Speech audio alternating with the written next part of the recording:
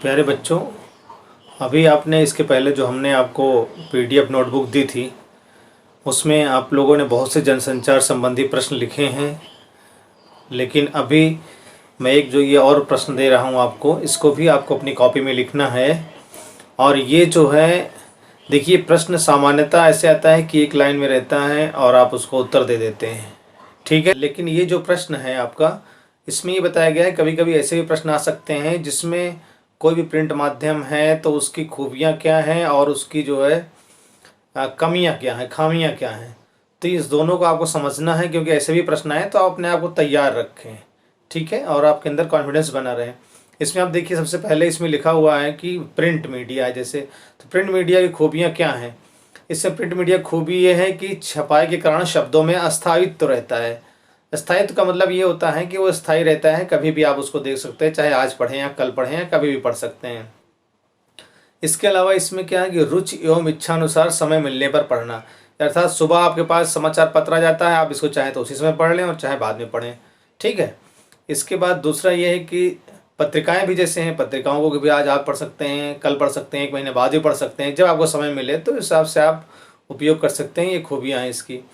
इसकी बात यह है कि संदर्भ की तरह प्रयोग कर सकते हैं। कहने का तात्पर्य यह है उसमें जो सूचनाएं हैं, जो विचार हैं, वो कहीं भी आप उसका प्रयोग कर सकते हैं एक डेटा के रूप में। इसके बाद है चौथा पॉइंट इसमें जो खूबियां हैं कि पढ़ते समय सोचने समझने के लिए अपनी सुविधा अनुसार आज़ादी है। कहने का तात्पर्य यह है कि अगर आप कोई विचार पढ़ रहे हैं किसी लेखक का और उसमें आपको विचार समझ में नहीं आ रहे हैं, तो आप उस चीज़ को समझ सकते हैं, अपने विचारों से जोड़ सकते हैं, तालमेल बिठा सकते हैं। इसके साथ साथ क्या होता है कि प्रिंट मीडिया की खूबी क्या होती है कि इसकी भाषा जो है अनुशासन पूर्ण होती है।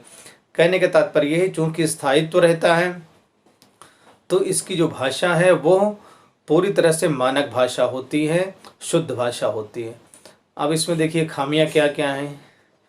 इसमें खामियां ये है कि जैसे देखिए रेडियो है, तो रेडियो में अगर कोई समाचार आएगा तो वो सभी लोग सुन सकते हैं, चाहे वो पढ़ा लिखा हो चाहे ना हो। लेकिन इसमें जो प्रिंट मीडिया है, समाचार पत्र है, अगर वो पढ़ा लिखा है तभी उसको पढ़ सकता है, तो निरक्षरों के लिए अनुपयोगी होगा। दूसरा इसमें कमी क्या है कि घटना की तात्कालिक जानकारी ना मिल पाना। कहने का तात्पर्य ये है कि अधिकांशतः आप देखते होंगे जो पत्रिकाएं होती हैं वो एक महीने पहले ही घटनाएं उसमें प्रकाशित करती हैं, और समाचार पत्र जो है वो 12 घंटे पहले का, ठीक है, यानी एक दिन पहले की वो घटनाएं वो प्रस्तुत करता है, तो तुरंत जानकारी नहीं मिल पाती है। जबकि इंटरनेट और डिजिटल मीडिया जो है वो आपको तुरंत जानकारी दे देता है। इसके बाद ये है कि स्पेस का ध्यान रखना होता है।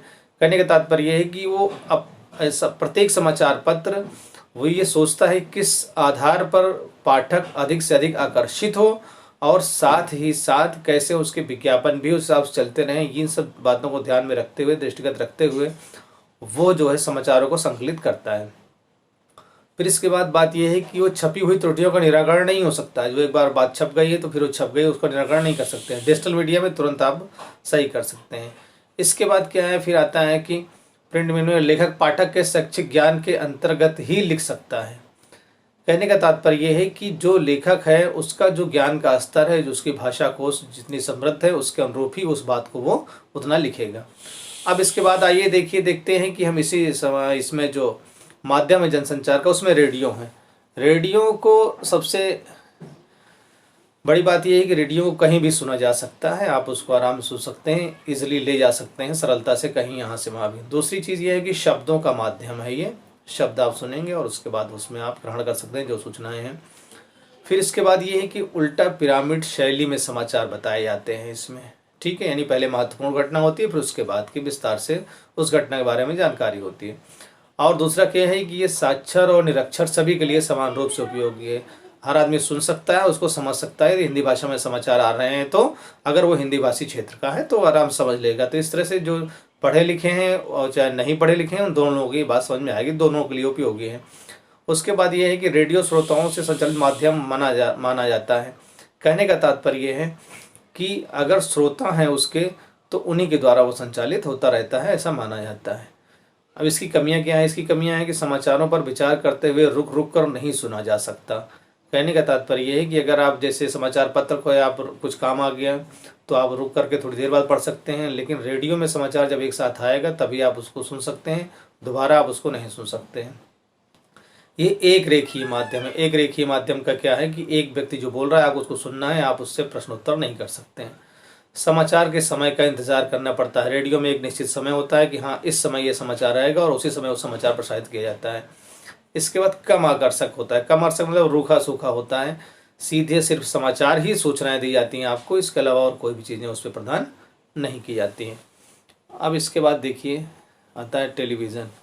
टेलीविज़न में क्या है कि देखने एवं सुनने का माध्यम, इसमें जो है दृश्य और श्रव्य दोनों माध्यम उसमें रहते हैं। चित्र भी दिखाई देता रहता है और सुनाई भी पड़ता रहता है। तो ये बहुत ही रोचक और इस समय का जो है सजीव है ये, और सजीव प्रसारण करता है। जहाँ से घटनाक्रम हो रही है, जहाँ पे घटनाएं हो रही है, वहाँ से वो सजीव प्रसारण भी करते हैं, तो आप उस घटना से सीधा जुड़ सकते हैं जो दर्शक है।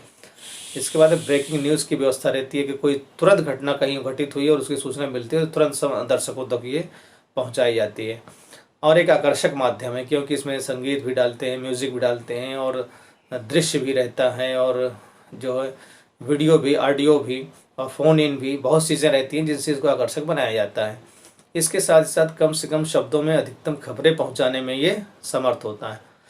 अब इसके बाद दूसरी बात आती है इसमें कमियां क्या क्या हैं। इसमें कमियां ये है कि घटनाओं को बढ़ा चढ़ा कर दिखाना। आप देखते होंगे बहुत सी घटनाओं को ऐसा जैसे डरा देते हों, इस तरह से करते हैं, बढ़ा चढ़ा करके ये लोग दिखाते हैं। विज्ञापनों की अधिकता रहती है इसमें, यानी विज्ञापन जो है ज़्यादातर हर 5-10 मिनट बाद विज्ञापन आता है और विज्ञापन ही विज्ञापन भरे रहते हैं इसमें। और निष्पक्षता संदिग्ध होती है, यानी ये माना जाता है कि जो मीडिया है वो व्यावसायिक रूप से अपने आप को सक्षम बनाने के लिए जो समाचार है उसमें घालमेल कर सकता है।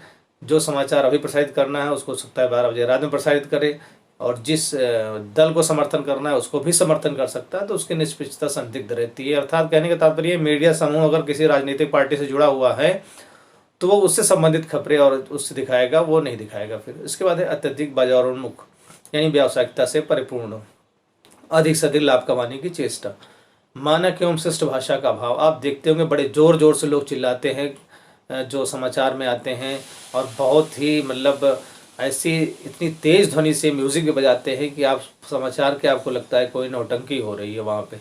इसके बाद आता है इंटरनेट। अब देखिए इंटरनेट है, हर समय समाचार एवं सूचनाएं उपलब्ध रहती है। इंटरनेट में ये खासियत है इसकी, और इसकी खूबियाँ हैं। अत्यंत तीव्र गति वाला माध्यम है, आपको सूचनाएं तुरंत पहुंच जाएंगी। ज्ञान एवं मनोरंजन का अद्भुत खजाना है उसमें, प्रत्येक तरह के ज्ञान और मनोरंजन, एंटरटेनमेंट, म्यूजिक है, ऑडियो है, वीडियो सब आप देख सुन समझ सकते हैं, अच्छा है।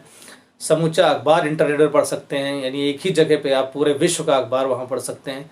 और साहित्यिक पत्रकारिता है तो उचित मंच विभिन्न प्रकार की साहित्यिक, राजनैतिक, सामाजिक और वैज्ञानिक पत्रिकाएं भी उपलब्ध होती हैं इंटरनेट पे।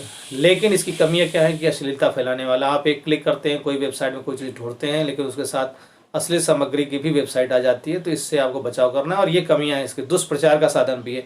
कहने का तात्पर्य है कि इंटरनेट पे आप जो जितनी सामग्री है आप उस पर विश्वास नहीं कर सकते, उसमें दुष्प्रचार भी किया जाता है। महंगा साधन है, सभी लोगों के लिए सुलभ नहीं है। ग्रामीण क्षेत्रों में ये चीज़ें नहीं पहुँच सकती है, जो निरक्षर हैं ज़्यादातर लोग इसका प्रयोग नहीं कर पाते हैं। और भ्रामक खबरों की भरमार रहती है। हिंदी के किसी मानक फ़ॉन्ट का अभाव रहता है। ज़्यादातर चीज़ें जो उपलब्ध होती हैं वो अंग्रेज़ी में होती हैं, तो इसलिए हिंदी भाषी जो क्षेत्र है उसके लिए ज़्यादातर उपयोगी नहीं है। तो ये खूबियाँ और कमियाँ हैं। तो इस तरह से भी प्रश्नोत्तर आ सकते हैं, आप इसको एक बार लिख लीजिएगा कॉपी में और समझ भी लीजिएगा।